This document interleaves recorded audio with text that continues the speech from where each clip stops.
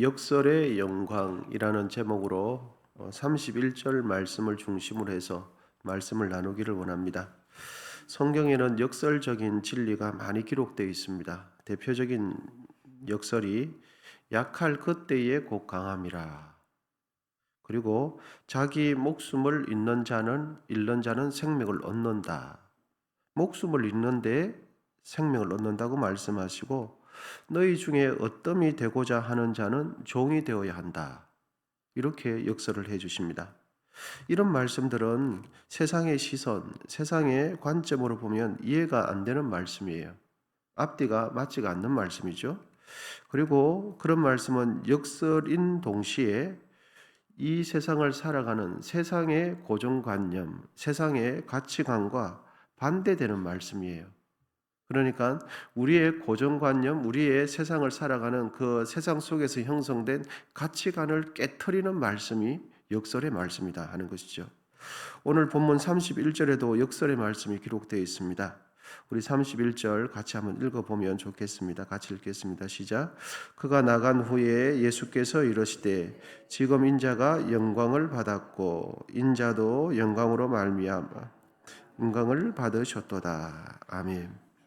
31절에 보면 그가 나간 후에라고 기록하죠. 이거는 가룟 유다가 예수님과 함께 있다가 아마 마가의 다락방일 것 같아요. 거기 같이 있다가 세족식을 적당히 마치고 난 뒤에 예수님께서 성찬을 마치고 난 뒤에 떡을 먹은 뒤에 이제 마음속에 사단이 예수를 팔려는 생각을 넣으므로 은 30회 예수를 팔기 위해서 예수님과 함께 있다가 뛰쳐나가는 걸 두고서 나간 후에라고 기록하고 있습니다.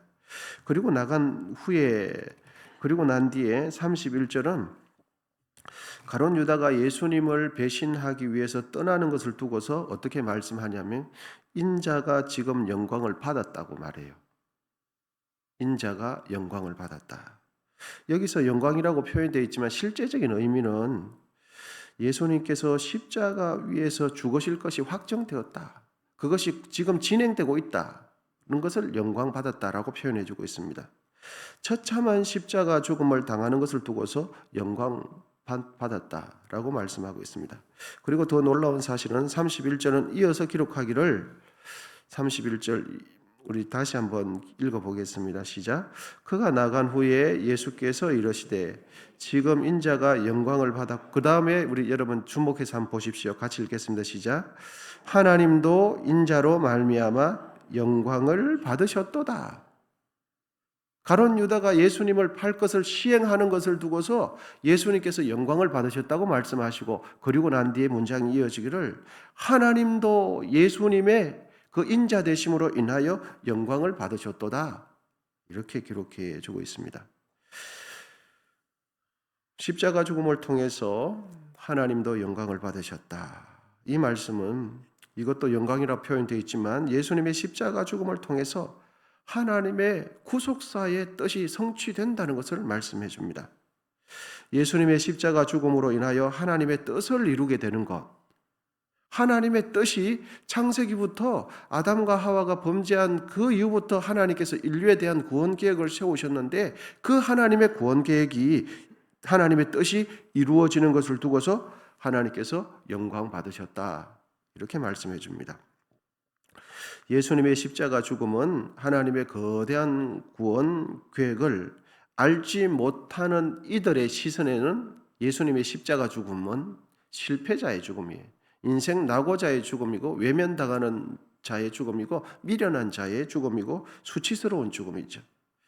십자가 달린 예수님은 인생 실패자 그리고 그 당시 종교 지도자들의 입장에서 보면 신성 모독죄를 지은 자의 결론이 어떠함을 보여주는 거죠. 그런데 여러분 그런 사람들의 입장이 아니라 종교 지도자들의 입장, 그 당시 사람들의 유대교적인 입장이 아니라 하나님의 관점에서 보면 하나님의 시선으로 보면 어둠의 영 사탄과의 싸움에서 결정적인 승리를 거두게 되는 위대한 사건이 십자가 죽음이에요. 사단의 머리를 깨고 사단의 죽음의 권세를 완전히 박살내는 사건이 십자가 죽음의 사건이거든요. 궁극적인 승리, 완전한 승리, 최종적이고 완벽한 승리가 예수님의 십자가 죽음 위에서 완성된 거예요. 사단의 권세, 죄로 인하여 죽은 죽음의 권세, 율법의 저주와 모든 것을 해결한 사건이 십자가 죽음이었어요. 어둠의 영, 사단은 죄가 있는 곳에는 언제나 힘을 발휘해요. 그리고 죄가 있는 곳에 언제나 힘을 발휘하는 것은 율법이에요. 죄가 있고 규칙을 어기는 곳에서 언제나 발휘하는 것이, 힘을 발휘하는 것이 율법이고 규정이거든요. 죄를 지었다는 것은 법에서 떠났다는 것 아니겠습니까? 그죠? 그래서 죄라고 하죠. 그래서 뭐 자동차를 타고 과태료 넘어갈 때는 시속이 얼마인데 그 시속 허용해 주는 그 범위치를 벗어났기 때문에 딱지가 날라오는 거죠. 죄를 지었다는 거죠. 그 규정에서 어긋났다는 거죠. 그래서 그 규정에서 어긋나면, 죄를 지으면 반드시 힘을 발휘하는 것이 법이에요, 법. 그래서 제재가 들어오고 벌금이 날아오고 그 다음에 끌려가기도 하고 그러는 거죠. 죄가 있는 것의 결론은 뭔가? 저주와 영원한 죽음이 죄의 결론이에요. 예수님은 십자가 위에서 죽으심으로 우리가 당해야 할 저주를 직접 담당하셨고, 예수님은 십자가 죽음으로 하나님의 구원 계획을 성취하셨고 완전한 승리를 십자가 위에서 거두셨어요. 여러분, 우리가 생각하는 영광, 이 세상이 말하는 영광은 어떤 영광입니까? 화려하고 대접받는 것이 영광이고, 목에 동메달을 거는 것보다 은메달을 매는 것이 더 영광스럽고, 은메달보다는 금메달 매는 게 더 영광스러운 거죠. 그런데 오늘 본문이 우리에게 알려주는 영광은 그런 영광이 아니에요. 하나님께서, 예수님께서 이 땅 위에서 보여주신 영광은 그런 영광이 아니라, 십자가를 지더라도 하나님께서 원하시는 일, 하나님 뜻에 순종하는 일을 하면 그것이 하나님께 뭐가 된다고요? 영광이 된다는 걸 가르쳐줘요. 하나님의 뜻에 순종하는 것이 하나님께 영광이 된다고요. 십자가를 지더라도, 십자가 위에서 죽더라도 하나님 뜻에 순종하면 그것이 큰 영광이 된다 하는 거죠. 넓은 길, 화려한 길이 영광이 아니라 좁은 길, 주의 뜻에 순종하는 길이 하나님께 영광이 되는 길이다 가르쳐 줍니다. 하나님께 여러분 영광 돌리는 것은 사실은 내가 이 세상에서 높은 자리에 올라가는 것과 크게 연관이 없어요. 우리는 어떻게 생각하냐면, 이 세상에서 높은 지위에 올라가면 하나님께 영광이 된다고 생각하고, 반대로 높은 지위에 올라가지 못하고 낮은 지위에 있으면 하나님의 영광을 가린다고 생각해요. 여러분, 사실은 크게 연관이 없어요.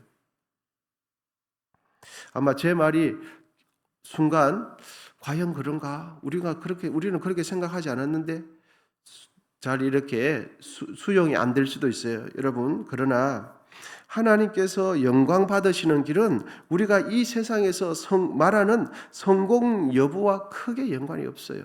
왜냐하면 하나님은 홀로 계셔도 영광스러운 분이에요. 우리가 굳이 뭐 이렇게 박수를 쳐드리면 영광 받으시고 박수를 안 쳐드리면 영광 안 받으시는 게 아니에요. 하나님은 홀로 계셔도 영화로우신 분이에요. 여러분, 이 사실을 믿게 되시기를 축원드립니다.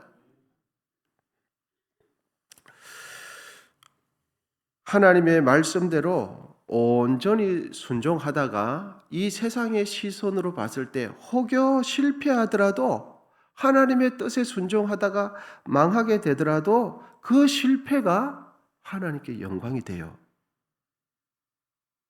하나님의 뜻에 순종하다가, 철저하게 순종하다가 몸에 병이 찾아와도 하나님께는 그게 영광이 돼요. 여러분, 이 사실을 깊이 생각하시기를 축원드립니다. 내가 하나님의 뜻에 순종하다가 어떤 시험에 떨어졌을 때 그것이 하나님께 영광이 돼요. 그런데 우리는 영광이라고 생각하면 예수 믿는 사람들은 내가 하는 일이 예수의 이름을 걸고 크게 성공하고 다른 사람들이 볼 때 박수를 쳐줄만 하고 우리가 뭔가 박수를 쳐드리면 그게 하나님께 영광이 되고 박수를 안 쳐드리면 하나님께 영광이 안 되는 것처럼 생각해요. 그것이 뭐냐?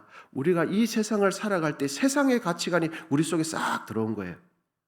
그러면서 그것이 하나님과 연관을 지으면서 세속주의 관점에 우리가 물들어 있다는 것을 몰라요. 여러분, 하나님은 홀로 계셔도 영광스러운 분이에요. 우리가 꼭 두 손 들어서 박수해야 영광 받으시는 분이 아니에요. 우리가 하나님의 말씀대로 순종만 하면 그것을 하나님께서 기뻐하셔요. 여러분 꼭 기억하십시다. 세상에서 실패한다고 하나님께 영광 가리는 게 아니에요. 내 몸에 질병이 찾아온다고 하나님께 영광을 가리는 게 아니에요. 여러분, 말씀에 순종하는 삶만 살게만 하면 그것이 하나님께 영광이 됩니다. 여러분, 하나님 말씀대로 살려면 이 세상에서 손해보지 않고는 하나님 말씀대로 못 살아요. 이 세상에서 내가 의도적으로 피해를 보겠다는 마음이 없으면 하나님 말씀대로 절대로 못 삽니다. 그런데 하나님 말씀대로 살다가 피해보면 그것이 하나님께 영광이 된다니까요. 이 세상에서 거부가 되지 않더라도 세상 지위의 높은 자리에 올라가지 않더라도 나에게 주어진 삶에 소박하게 삶을 살더라도 하나님 말씀에 순종하는 삶을 살면 그것이 하나님께 큰 영광이 됩니다. 사람들이 조롱하고 무시하는 십자가를 지셨는데도 그것은 우리 하나님께서 보실 때에 뭘 받으셨다고 말씀합니까? 영광을 받으셨다고 말씀해요. 우리 주님은 십자가를 지는 그 사건을 두고서 하나님께서 영광 받으셨다고 생각해요. 그것이 바로 하나님의 뜻을 이루기 때문이에요. 여러분, 하는 일이 잘 되면 하나님께 큰 영광이 되고 내가 하는 일이 축소가 되고 적어지면 하나님께서 적게 영광을 받으시는 게 아닙니다. 우리가 아무것도 해드리지 않아도 하나님은 그 자체로 영광스러운 분이에요.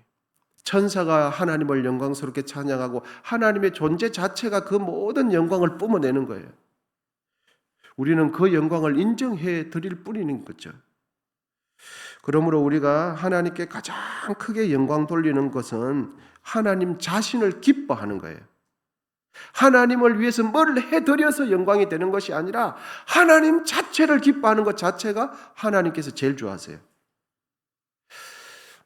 할아버지와 손자가 있어요. 여러분, 손자가 할아버지를 위해서 해드리면 뭘 해드리겠습니까? 갓난아기 손자가.